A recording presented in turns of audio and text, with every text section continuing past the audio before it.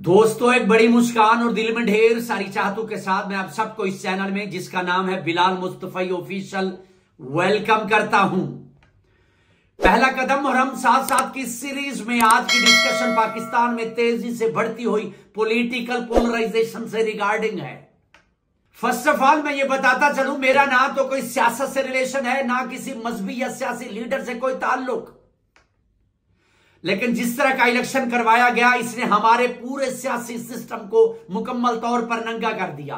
आप खा किसी से नफरत करें या मोहब्बत, लेकिन हर जमात का यह राइट था कि उसे इलेक्शन में पूरा मौका दिया जाता। This election we learn that कि अब लोग जात बरादरी गलियों नालियों या नौकरियों के धोखे में आए बगैर उन्होंने अपनी मर्जी से अपना कैंडिडेट सेलेक्ट किया, जो कि खुश आइन बात है। मगर अब ये कैंडिडेट का भी राइट बनता है, जो प्रॉमिसेस किए थे वो हर सूरत में पूरे करे, लेकिन मुझे नहीं लगता कि वो प्रॉमिसेस अब पूरे भी होंगे, क्योंकि इलेक्शन के बाद की सिचुएशन ही डिफरेंट है। अगर सियासत को पॉजिटिव एस्पेक्ट से देखा जाए तो ये इंसानों के डेली प्रॉब्लम्स को हल करने का नाम है और एक दूसरे को करीब लाने का नाम है। ऐसी सियासत जो नफरतें पैदा करे, दूरियां पैदा करे, कुछ भी हो सकती है, सियासत नहीं हो सकती। आपस में गुफ्तगू का स्टैंडर्ड इतना गिर चुका है कि एहतराम नाम की कोई भी चीज बाकी नहीं है।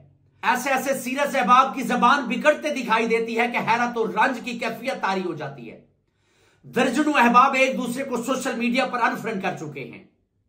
इवन के लोगों के घरेलू ताल्लुकात भी खराब हो चुके हैं। हमें अपने जैसे सिंपल लोगों की जिंदगी को आसान बनाना चाहिए और उनको हंसता बसता देखना चाहिए और हंसता बसता रहने देना चाहिए।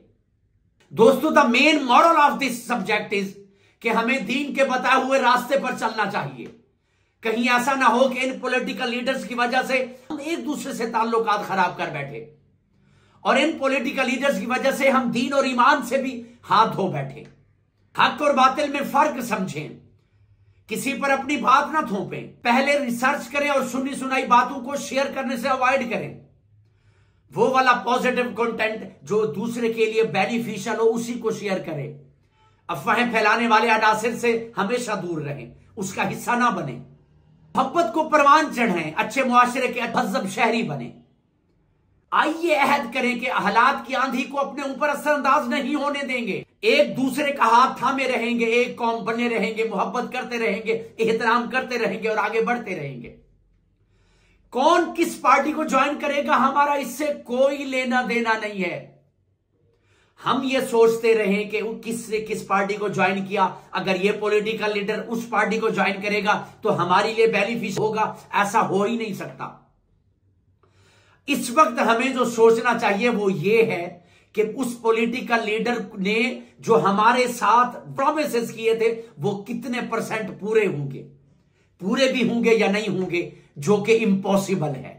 सोचना भी है तो ये सोचे कि वो उसने आने से पहले किस किस मेंबर्स को हमारे पास भेजा था कि इस फैमिली से कहें कि वोट हमें दे, इस फैमिली से कहें कि वो वोट हमें दे। अगर सोचना भी है तो हमें ये सोचना चाहिए कि उसके साथ हमारे अब हम रिलेशन कितने हैं, कैसे हैं और उसके बाद के कितने हैं। क्या जिस तरह से वो पहले हमें मिलता था अब भी हमें उस तरह से मिलता है? क्या जिस तरह से वो पहले हमें वैल्यू देता था अब भी हमारी वैल्यू वैसी की वैसी है? अगर ऐसा नहीं है तो हमें अल्लाह की उस रस्सी को मजबूती से थामना चाहिए जो अल्लाह ने तरीके बताए हैं। हमें उस पॉलिटिकल लीडर से कोई होप, कोई उम्मीद नहीं रखनी चाहिए। अगर उम्मीद ही रखनी है तो सिर्फ अल्लाह से रखें। अगर उम्मीद ही रखनी है तो अपने आप पे रखें कि आप इस मुआशरे के लिए क्या सोच सकते हैं, क्या पॉजिटिव कर सकते हैं, क्या पॉजिटिव रह सकते हैं। अगर सोचना भी है तो हमें सिर्फ ये सोचना है कि हम इस मुआशरे को कितना पॉजिटिव चीजें दे सकते हैं।